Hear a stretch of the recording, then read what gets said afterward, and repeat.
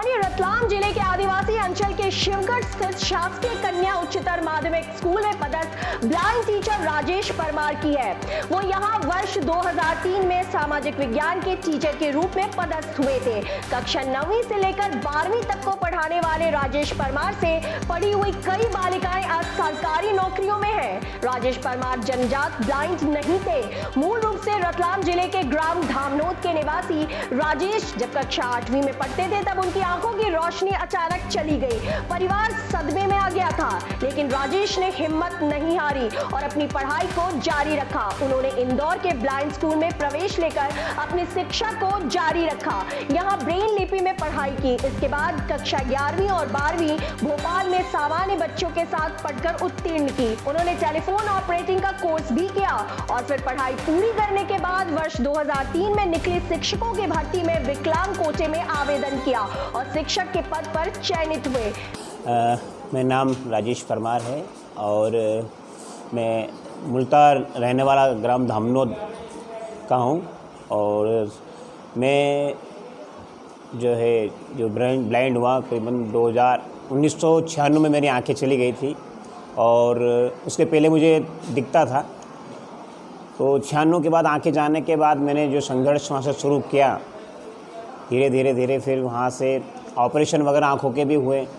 दोनों आँखों की रोशनी अपने आप चली गई। इसके बाद फिर भी मैंने हार नहीं मानी और कहीं से जानकारी प्राप्त हुई थी। उस समय तो इतना चलन था नहीं कि भाई ब्लाइंड व्यक्ति को पढ़ाया जाता है। तो कहीं से किसी एक बुज़ुर्ग थे जिनको बाद में पता चला कि ब्लाइंड व्यक्ति भी पढ़ सकते हैं। तो फिर उन लोगों ने मेरे पिताजी से बात की और बात करके उन्होंने इंदौर ले गए मेरे को, जहाँ दृष्टिहीनों का विद्यालय है। वहाँ हम गए ब्लाइंड स्कूल, जो उस विद्यालय का नाम था डॉक्टर हेलन केलर उच्चतर माध्यमिक विद्यालय इंदौर।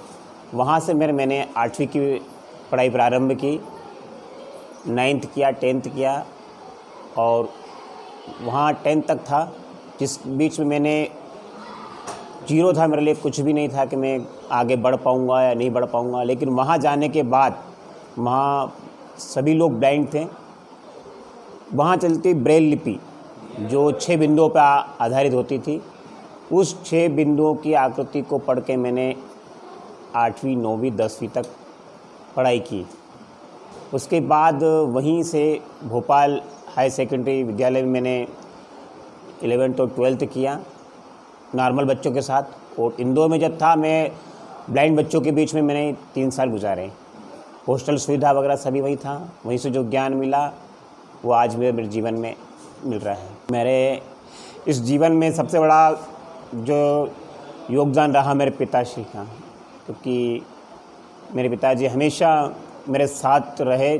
जब से मैं ब्लाइंड हुआ तब से लेकर के जब वो 2019 तक हमेशा मेरे को वो मोटिवेटेड करते रहते कि नहीं तू जीवन में कुछ कर पाएगा।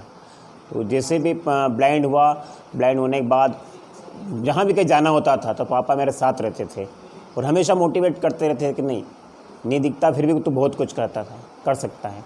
तो फिर उनके प्रयासों से धीरे धीरे मैंने